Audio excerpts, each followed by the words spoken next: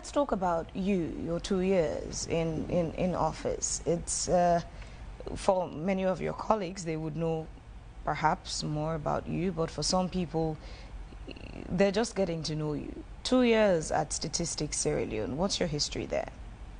I would like to take you beyond 2 years. Okay. I would like you to know that I've taken 30 years in that institution. And at management and at this level, first as Deputy Statistician General and of course Statistician General. I have been one of the most refined and fine civil servants that have been patiently waiting, that have gone through all the stages of a civil service in any institution you can find. Right down from a data collector, I told you of an enumerator who collects data. I started right down there, went through all the various stages of assistant statistician, the statistician, senior statisticians, principal statistician, director, deputy statistician general, and now I'm the statistician general. I'm very proud to be what I am today, and I'm extremely happy that I've contributed a lot to the development of this nation. Patiently waiting there has paid off, and I think I have given my bit to this country in every way. My ascendancy to the throne of the Statistician General has been quite amazing enough. I've got a lot of accolades and I've contributed a lot to that institution and to this country in terms of data for development.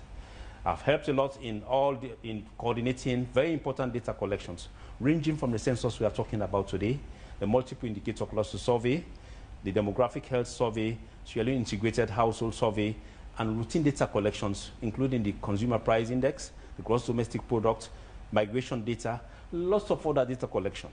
And under my regime, I'm fortunate to have a World Bank project called Harmonizing and Improving Statistics in West Africa, which has been funding most of our data collection activities. Remember, you should quite know that, in our country today, just like any other country, central government's funding statistical activities, which are quite very expensive. It's very difficult for them to undertake all the activities, also to sponsor everything they can do. But with the advent of the HISWA project, we have the World Bank. All we do just have to ask for is money for us to run our activities. I'm running 5 years now because I was the Deputy Statistician General, and this project started in 2020. Moving forward, our activities have been very successful, and we have contributed a lot to agencies, to NGOs, civil society, in terms of their data needs in this country, including the government, Ministry of Health, Ministry of Education, Ministry of Agriculture. We have provided a wide array of data that has actually helped a lot. And in actually making sure we measure how much progress we've made in the Sustainable Development Goals, the Medium-Term National Development Plan, we have done quite a lot under my leadership. And under my leadership, we have also ensured that we are getting a modern-day building, a four-story building, which is now being built at Tower Hill. God willing, by the end of this year, that building will be finished. That's happened under my leadership. And also under my leadership, the plan has already been developed to have all new districts offices in this country moving forward. And I've also built a lot of capacity in our staff at StatSL in terms of their data collection drives they want. Capacity building related to STATA, leading to CS Pro, leading to GIS, you name it, all the software packages. And I've also capacitated my staff in international travels and the experiences they get out in workshops as well. Under my leadership, I've got a lot of staff traveling out of this country, having exposure to understand and to mingle with other statistical actors out there in the sub-region. To make sure they are strong enough to make sure they deliver when they come back and add to the laurels of this country we have. So much of that I can tell you. And I'm extremely proud that His Excellency the President appointed me, and he made no mistake in doing that.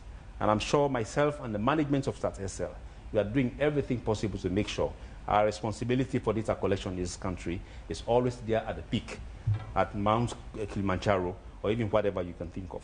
And we continue moving forward. We've made a lot of progress. We'll continue making progress. And this will be one of the most epic census data collection we undertake, myself and the management and staff, that we actually add to everything you want to.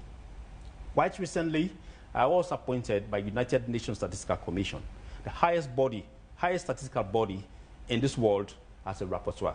I was unanimously elected. That happened just about 2 or 3 weeks back when I was in the States, in New York, I was appointed, and I'm just one of the 5 bureau members. The rest are Asians, Americans, and others. So I represent the voice of Africa in the United Nations Statistical Commission. And I was fortunate to meet the Undersecretary for Social and Economic Affairs in the UN before I came up here. So I have put this country on the map. And I have also made sure that in terms of statistical data collection and the values we do have for statistics, it's actually out there and it's moving forward. StatSL is extraordinary.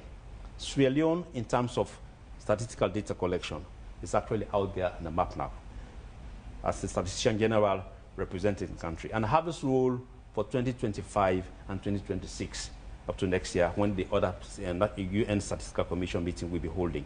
So that's far I can say this up to tomorrow if we sit here. The sort of, laurels have done, the sort of inputs, the inroads have made, so much of that has been done. And I want to take this opportunity to thank the management and staff for the huge, immense support they have been giving me. We work as a family. And when you work as a family, I think that's the best thing to do. The best person to head any institution is one that knows their problems, one that knows their intricacies, one that knows everything about the technical abilities of that institution, one that knows their shortcomings. When you are part of that family and when you have spent that much time in that institution, you know the problems of their people, you know what to do, and you know how to succeed. And that's exactly what is happening. I can sit here and be proud that I'm loved by my staff. I can confidently say that, and I'm working with them. I'm proud of them. I thank President Bill a lot, and I thank my staff and management for where we are so far in my leadership.